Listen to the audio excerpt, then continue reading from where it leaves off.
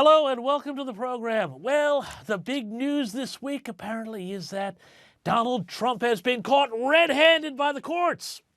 Yes, that's right, folks. The walls are closing in. How many times have we heard that before? But they're saying that a New York judge's ruling poses an existential threat to the Trump empire. And here's CNN gleefully to tell us more. Now, how big of a blow potentially is this for the former president and his adult children?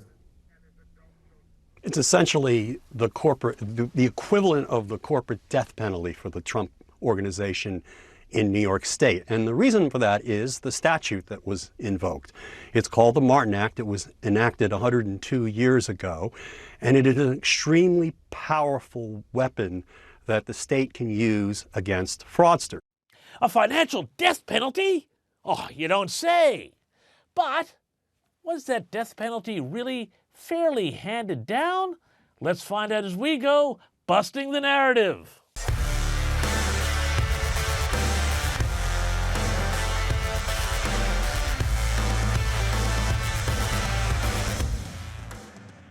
So again, the big story is that the Trump organization is in trouble, allegedly because Donald Trump overvalued assets that he got loans against to build his empire, and then, guess what? Shock horror, repaid the loans. Well, sounds terrible.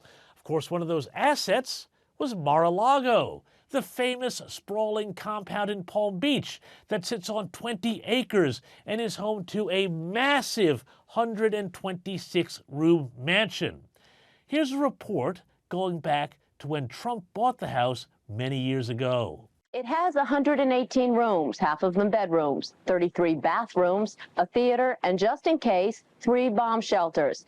During the 70s, the federal government held it as a presidential retreat, but gave it back because it couldn't afford the $1 million a year upkeep. Well, the house is Mar A Lago. Now, if the government couldn't afford it, you might wonder who could. Meet Donald Trump, real estate man and multimillionaire. Mar A Lago has been for sale since 1980. The asking price was a cool $20 million. Donald Trump's deal for the 118-room mansion was nowhere near that price. So you paid $5 million for the house. Well, you said that. I didn't say it. What did you pay for that? Well, I won't discuss that on air. What did you pay for the house? Well, I could tell you that if you use the number that you're using, you probably wouldn't be too far off. Since then, of course, the value has only gone north.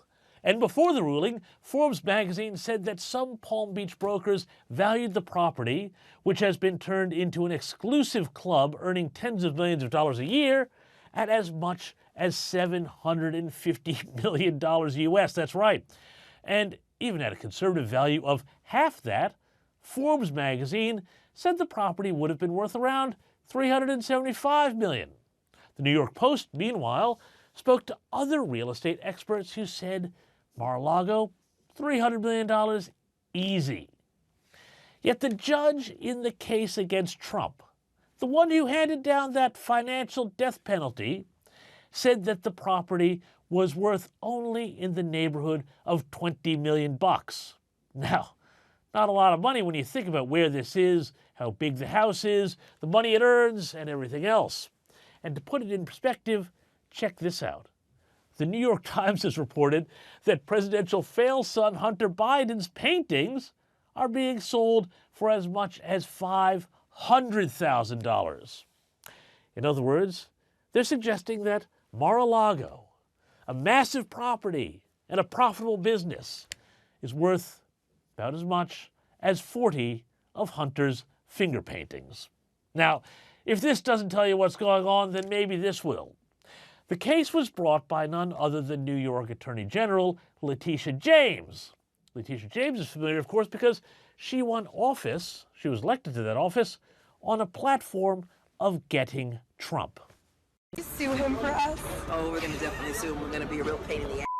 I will never be afraid to challenge this illegitimate president. We need to focus on Donald Trump. We need to follow his money. What is fueling my soul right now is Trump. This illegitimate president. I look forward to going into the office of Attorney General every day, suing him, and then going home. This all sounds totally fair to me, doesn't it? And yet, to the New York Times et al., well, it is, and to them, the walls again are closing in. How many times have we heard that before? Well, thanks for watching. I am James Morrow, and to support this channel, please like, share, and subscribe below. And I'll see you next week for more Busting the Narrative.